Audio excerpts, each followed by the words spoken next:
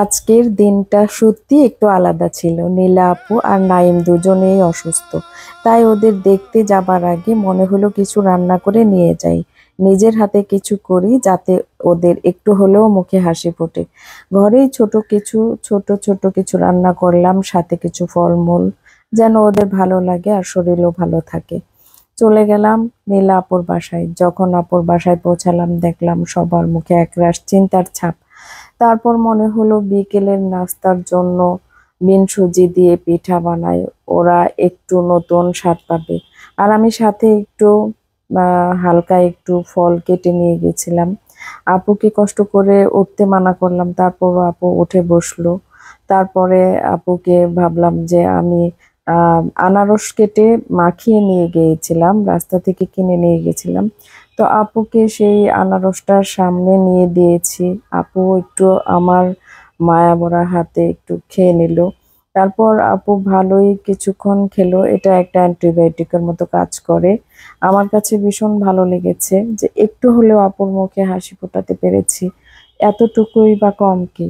আমার কাছে অনেক ভালো লাগছে যে একটা এরকম হাসি খুশি মানুষ অসুস্থ পড়ে আছে, একটু কষ্ট হলেও সময় নিয়ে দেখতে যাওয়া উচিত। তারপর আপু নিজ হাতেই খেলো, পিঠা পিঠা না সরি আনারস গুলো নিজ হাতেই খাচ্ছিল। আমার কাছে দেখতে ভীষণ ভালো লাগছিল। আসলে এটাই মায়া, এটাই ভালোবাসা। যে যাই বলুক, এটাই অনেক কিছু। তারপরে পাশের রুমে চলে গেলাম নাইমকে দেখতে। নাইমকে দেখতে যেয়ে দেখি যে বিছানায় লেগে গেছে, বাচ্চা একটা বয়স, কি সুন্দর একটা নিষ্পাপ মুখ। তারপরে দেখি খুব মায়া লাগলো।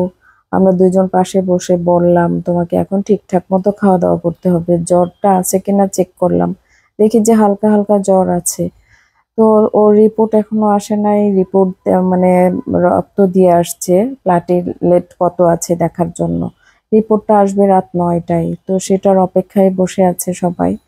আর এর মধ্যে আমার মনে হলো যে আপুর বাসায় বিকেল হয়ে গেছে, এখন সবার জন্য আমার কিছু একটা করা উচিত। তো আপুর সাথে গল্প, নাইমের সাথেও কিছুক্ষণ বসে অ্যাডভাইস দিলাম। তারপর চলে গেলাম আমি, পিঠা বানিয়ে ফেললাম। আর তার জন্য বানাইলাম একটু, নাস্তার জন্য সুজি দিয়ে পিঠা বানানোর প্রসেস করলাম, আপু হেল্প করলো, পিঠাটা বানিয়ে ফেললাম। সেটাও খেতে এক কথায় দারুণ হয়েছে। আপু বলেছিল আর আমি মন দিয়ে বানিয়ে নিলাম। অন্তত পিঠা খেয়েও কিছুটা হলে ভালো লাগবে। এর মাঝে আপু বাহির থেকে কিছু নাস্তা নিয়ে আসতে বলল, ইভেনকে ইভেন নিতে গেল। তারপর বিকেলের নাস্তা শেষ করব, করে প্ল্যান করছি যে তারপরে বাসায় আসব। এর মধ্যে আপু বলে আরেকটু বসো আরেকটু বসো, দেখেন কত নাস্তা একদম সাজিয়ে ফেলেছে।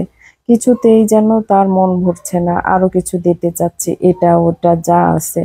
আমি তো শুধু হাতে ধরে ফেলি, আপু তুমি এখান থেকে যাও তো। তো আমি টুকিটাকি নিয়ে রেডি করে সামনে হাজির করলাম। হাজার হলেও জামাই নিয়ে গেছি, আপুর তো মান সম্মান আছে।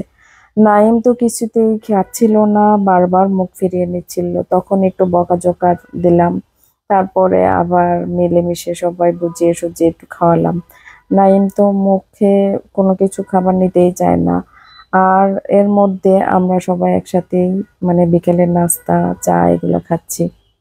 ওর পাশে বসা ছিলাম কিছুক্ষণ। তারপরে আপু উঠে কষ্ট করে আমাদের সাথে এসে একটুখানি খাওয়ার চেষ্টা করছিল। আসলে জ্বর হলে মুখে রুচিই থাকে না। আমার তো রুচি আছে, আমার হাজবেন্ডেরও আছে, আমরা টুকিটাকি খাচ্ছিলাম। আর আপু তো একদমই খাচ্ছিল না।